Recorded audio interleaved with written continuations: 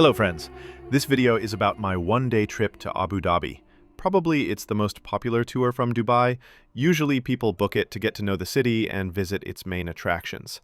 If you found this video by searching for something like Abu Dhabi one-day tour, you're in the right place. You can think of this video as my review of the trip. The transfer from our hotel to the meeting point took about an hour, and the road from Dubai to Abu Dhabi was around 2 hours with a couple of stops. So I recommend having a good breakfast before you go, but if you didn't have time to eat, don't worry. The bus makes a 20-minute stop at a very unusual rest area. You could even call it the first attraction of our trip. Let me show it to you. The vibe is like something out of Mad Max. We're in the middle of the desert. It's basically a gas station decorated in a post-apocalyptic style. Old wrecks, machine guns mounted on trucks, cars at the entrance. It's a really cool place. It's just a rest area where you can grab a snack or use the restroom, but they've done it with such creativity. It's so authentic and cool. I really like it. Last Exit is a unique network of themed rest zones and food truck parks in Dubai, designed for drivers and travelers to relax, eat, and enjoy the atmosphere. These rest stops have become attractions themselves because of their creative design and high-quality service. Inside, it's also really fun. I'll just run in for 30 seconds to show you the restroom. Trust me, you've never seen anything like this before. The owners really went all out on the details. This is the coolest restroom I've ever been in. Mad Max fans would literally lose their minds here. You have to press a pedal on the floor to make the water flow. There are canisters with a soap everywhere. It's just amazing. Such a cool stop. I was really impressed. Now we're getting back on the bus and heading further down the road.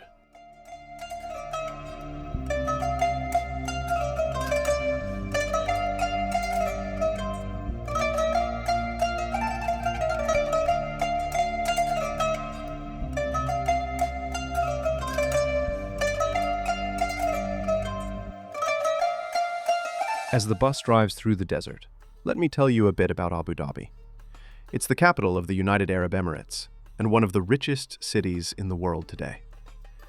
But its history goes way back, when it was home to Bedouin tribes known for fishing, pearl diving, and trading. A key role in Abu Dhabi's history was played by the Bani Yas tribe, who arrived in the 15th century and settled on the island known today as Abu Dhabi because it had fresh water.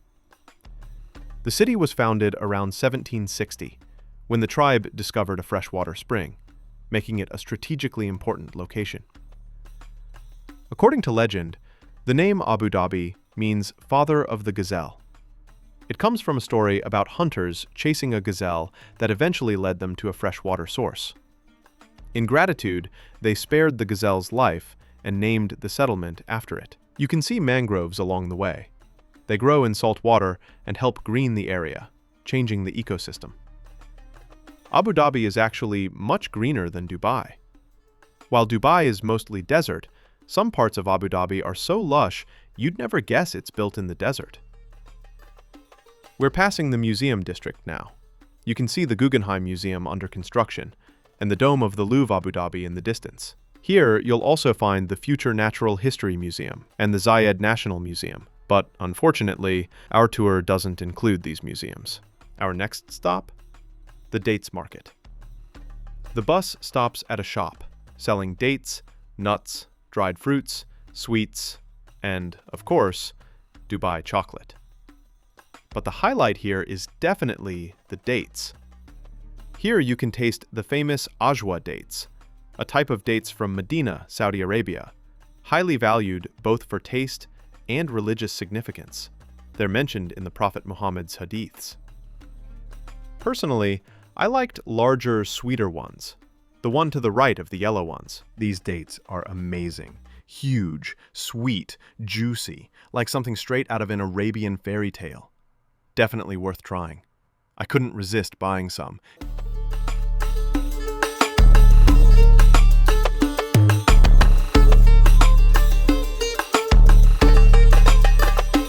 We don't stay long in the store either. After literally 20 minutes, we get back on the bus and continue our trip, looking at the skyscrapers of Abu Dhabi through the window. On the way, our tour guide Alexander told many fascinating stories about the city, about the country as a whole, about the peculiarities of local life, and on top of that, he joked brilliantly. In short, he didn't let us get bored on the road. Time flies by unnoticed when the stories are so engaging, and before we knew it, we had reached the next landmark on our route, the Heritage Village, also known as the Historical Village. Not so long ago, the capital of the United Arab Emirates was a small village on the shore of the Persian Gulf, and this attraction is a reminder of that. The Historical and Ethnographic Village was built in 1997 and conveys the traditions, culture, and atmosphere of Bedouin settlements in the desert. Archaeological excavations on the islands around Abu Dhabi show that this territory was inhabited about 4,000 years ago. The stop here is short, so I would recommend not wasting time and walking straight through the entire village. There is an exit to the water where you can take great photos with modern Abu Dhabi in the background,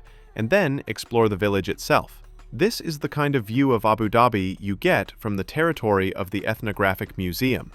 It's worth coming here at least for a photo with the city in the background. Absolutely stunning. The village, of course, is strikingly different from what you see in the super modern city. In a small area, there is a museum displaying household items and photographs that reflect a completely different life in the country just half a century ago. In the early 20th century, Abu Dhabi's economy was based on pearl diving. It was the main source of income for the local population, and the region actively traded with India and Europe.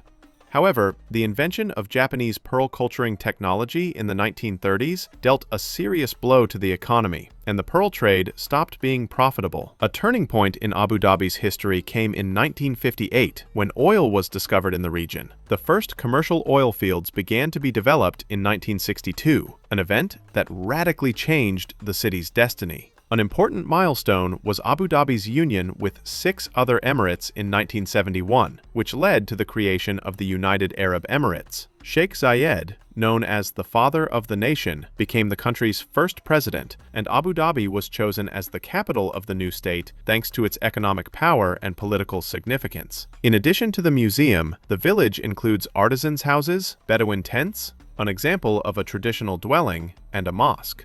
And on top of all that, the village has an animal corner that you absolutely must visit.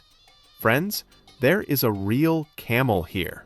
You can come up to it, take a photo, and it doesn't even ask for money. Camels are called the ships of the desert. For hundreds of years, they were the only means of transportation across the scorching sands of the waterless deserts.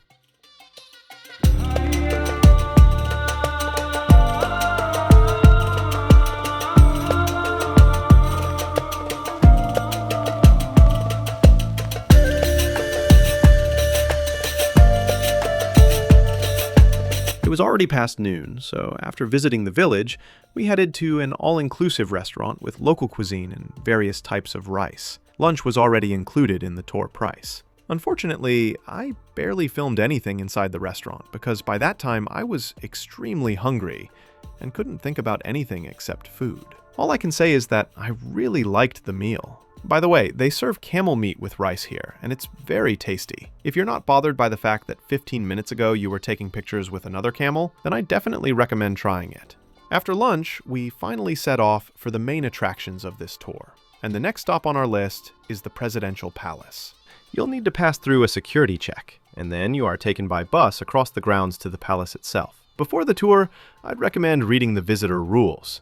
The main points? Dress modestly. The palace has a dress code, and knees and shoulders must be covered. You are also not allowed to bring sharp objects, food, or drinks. Additionally, they took the microphone from my camera, and I had to pick it up later at the reception on the way out. The bus takes you to the palace, and we had 1 hour to explore it. That was more than enough to see all the accessible halls and take photos. Normally, entrance to the palace is paid, but the tickets were already included in the price of the tour. The Presidential Palace in Abu Dhabi, also known as Qasr Al Watan, the Palace of the Nation, is one of the most luxurious and impressive buildings in the United Arab Emirates. Besides serving as the official working palace for the president and the country's top leadership, it has become a symbol of Arab culture, history, and architectural excellence. In front of the palace stretches a large square bordered by covered galleries, and the building's facade is made of white granite and limestone. After entering through the grand entrance, you find yourself in the lobby, and your jaw drops. It's unbelievably beautiful. The overall color scheme of the palace is golden, blending perfectly with the ornate patterns and interior elements in noble shades. From the lobby, you move into the Great Hall. The central dome immediately captures your attention. It floats 60 meters above the floor. The dome's diameter is 37 meters, making it one of the largest in the world. The walls are decorated with ornaments and patterns, and the color scheme is symbolic. Blue represents the waters of the Persian Gulf, yellow the Arabian sands, and white symbolizes peace and purity. Qasr Al Watan opened to visitors in 2019. Before that, it was used exclusively for official state events. In the eastern wing, you'll find a golden sphere called the Power of Words. Its shape is formed by Arabic letters, making up a quote from the UAE's first president, Sheikh Zayed. Wealth is not money or oil. Wealth lies in people, and it is worthless if it does not serve people. A wise and inspiring idea, and you can clearly see its embodiment throughout this entire place. Behind the sphere is the library. It's modest in size, but they claim it contains more than 50,000 volumes on various sciences, culture, literature, and art. Also in the eastern wing is the House of Knowledge. Here you'll find an exhibition of valuable artifacts and books demonstrating the contributions of Arab scholars to various fields, such as astronomy, art, and literature. The palace was created not only as a workplace for the country's leadership, but also as a cultural heritage site, showcasing the rich history, knowledge, and traditions of the Arab world. In the western wing, there are equally fascinating halls. The furthest of them is called the Spirit of Collaboration. One of the first things you notice is the chandelier, measuring 8 by 11 meters, weighing 12 tons, and made of 350,000 crystals. It's so large that it had to be assembled right inside the hall. Inside the chandelier, there is a staircase and sufficient space for a service worker to move around while maintaining it. It's unbelievably beautiful. Besides its primary purpose, they say it also helps dampen sound. This wing also has the banquet hall used for presidential receptions. The palace has become a symbol not only of authority, but also of hospitality, demonstrating the country's readiness for dialogue with other cultures. And the last hall we'll visit is the Exhibition Hall of Diplomatic Gifts from other countries. This hall showcases various gifts selected with consideration for religion, culture, and personal preferences. That's why, among the gifts, you'll find many items related to falconry, weapons, beautiful dishes made of precious metals and crystal, as well as traditional clothing. Each display case includes information about which country the gift came from, who presented it, and when. Qasr Al Watan is not just a place for government affairs and official meetings, but also a cultural center that highlights the rich heritage of the Arab world. It reveals to visitors the beauty of architecture, the strength of traditions, and the pride in the achievements of the United Arab Emirates. The palace is definitely worth visiting. It's an absolutely stunning place. Beauty, luxury, brilliance.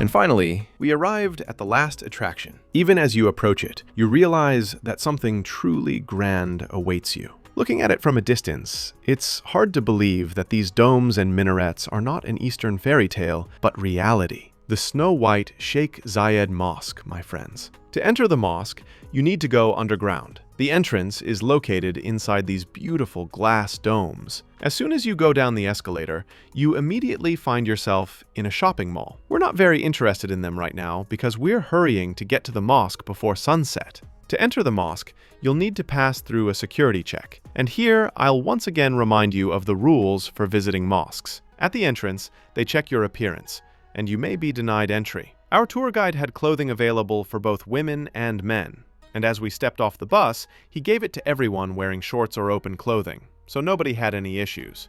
A very long corridor with a moving walkway leads to the mosque.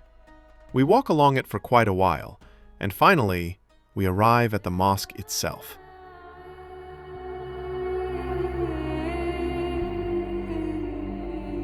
Friends, in person, up close, the mosque looks even more beautiful, absolutely magnificent. The domes and minarets rising into the sky, the reflective pools where the water mirrors every detail. It's all incredibly beautiful. The history of this place doesn't begin with stones and blueprints, but with one man's dream. He wanted to create a mosque that would unite not only people of one faith, but also incorporate the best of different cultures and nations. Construction began in 1996, and for 11 years, craftsmen from many countries worked to bring this dream to life. We'll see all of this shortly, but for now, I'll stay silent for 30 seconds to immerse you in the magical atmosphere of this place.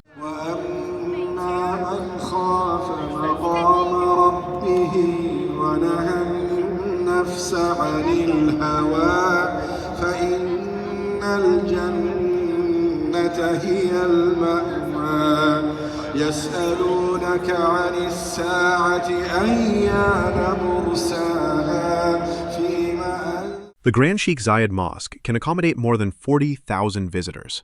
It is the largest mosque in the United Arab Emirates and one of the largest mosques in the world. The mosque has 4 minarets, each 107 meters tall, and 82 domes of various sizes. More than 100,000 tons of dazzling white Greek and Italian marble were used in its construction. The walls, columns, floors, and ceilings are adorned with delicate floral patterns. To enter the prayer hall, you need to show a QR code provided by your guide, but I ran toward the mosque with my eyes wide open and completely forgot about it, so I had to explain everything to security to get inside. We passed through the lobby with this stunning chandelier and find ourselves at the entrance to the prayer hall. You're not allowed to enter, but you can admire all this magnificence from the outside. When you look up, your eyes immediately catch the massive chandeliers hanging from the ceiling. The largest chandelier, located under the main dome, weighs 12 tons, reaches 15 meters in height, and sparkles with millions of Swarovski crystals. It's incredibly beautiful in person. When you look down, under the chandelier lies a carpet with beautiful patterns. The largest hand-woven carpet in the world, created by 1,300 artisans from Iran, who worked on it for more than 2 years. It was so heavy that it had to be cut into pieces, transported on 2 planes, and then stitched back together upon arrival. Semi-precious stones such as amethyst, lapis lazuli, and jasper are inlaid into the columns, and delicate mother-of-pearl floral patterns decorate the walls. Every detail in the mosque tells a story of craftsmanship, of tradition, and of love for art. The Sheikh Zayed Mosque is not only an important place of worship for Muslims, but also a unique destination for anyone who wants to experience the cultural and architectural heritage of the United Arab Emirates. Friends, the mosque is incredibly beautiful. You absolutely have to visit it.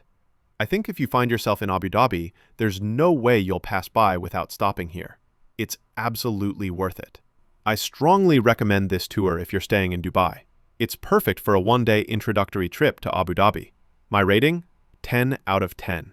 Friends, if you enjoyed the video, don't forget to subscribe, comment, and leave a like. And I also invite you to watch other videos on the channel. The links will appear on the screen now. With that, I say goodbye. See you soon in new adventures. Bye!